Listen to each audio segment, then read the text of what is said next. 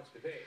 Omar Joseph Samaha joins us now with the Coalition to Stop Gun Violence. John Lott is with us, author of More Guns, Less Crime. Gentlemen, thanks.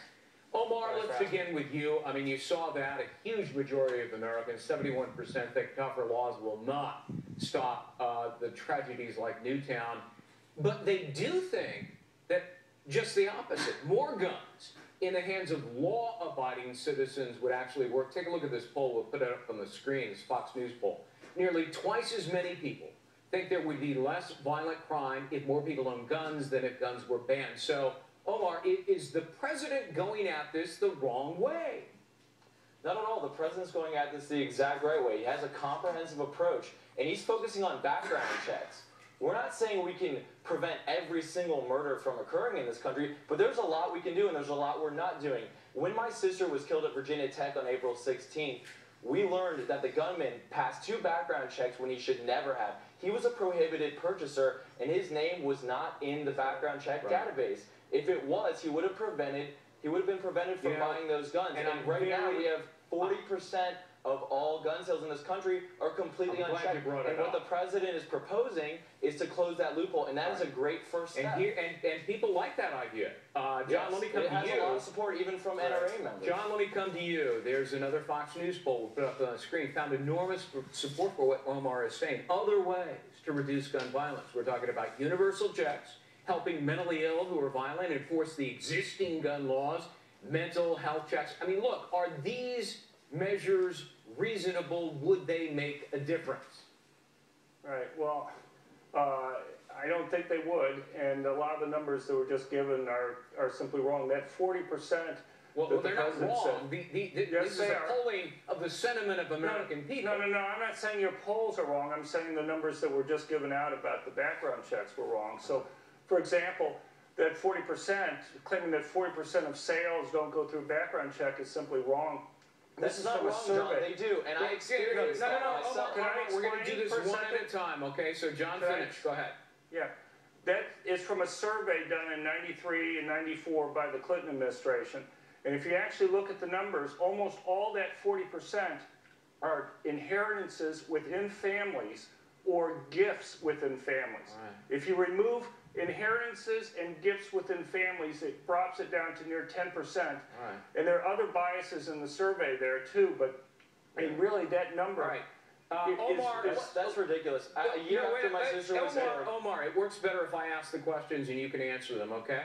I'd like to respond to that if I can. Respond to my questions if you would, please. The most crime-infested cities have the most restricted gun laws. I'll give you the example. Chicago, the toughest gun laws in America, but they've done almost nothing to deter the rampant gun violence there.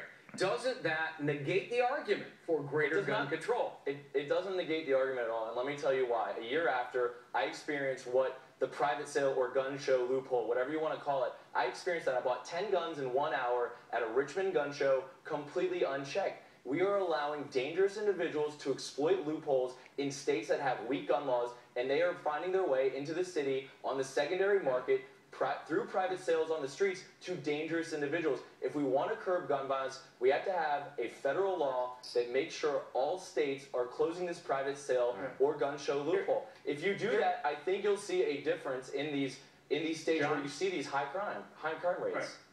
Yeah. Well, there's a lot of academic studies that have been done on the Brady Act and state background checks, and I don't know of a single study by an economist or a criminologist that's found that's reduced crime. And there's a simple reason for that, and that is almost all the stops that they have, these temporary checks that they have, involve law-abiding citizens. They're false positives. When the president said that there were 1.5 million people who were stopped from buying guns, it was wrong, because 99.8% of those are false positives. Let me give you a simple example. Well, I want to get to one more point because I'm almost out of time, and I'll leave that for Omar. Omar, as you know, the president is demanding a ban on assault weapons, but the last one, as you know, lasted 10 years, and it was studied at great length.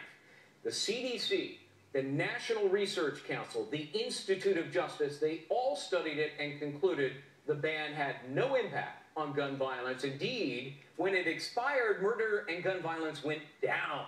Doesn't that tell us that banning assault weapons will not make us safer. Maybe they'll make us less safe. First of all, you're totally failing to talk about the fact that the NRA actually gutted most of our gun laws. They've systematically dismantled any type of law that we've had. They changed the law so that they could continue during the assault weapons ban to make assault weapons by making stylistic changes to these guns. And what you need to, what we need, work after it passed. And what we need to, what we need.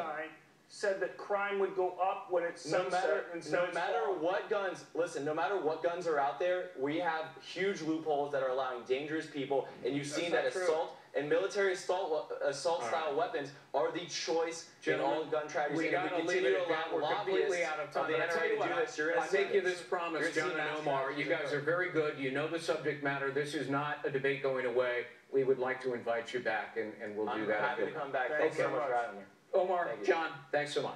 Heather? Thank you. Well, coming up after a series of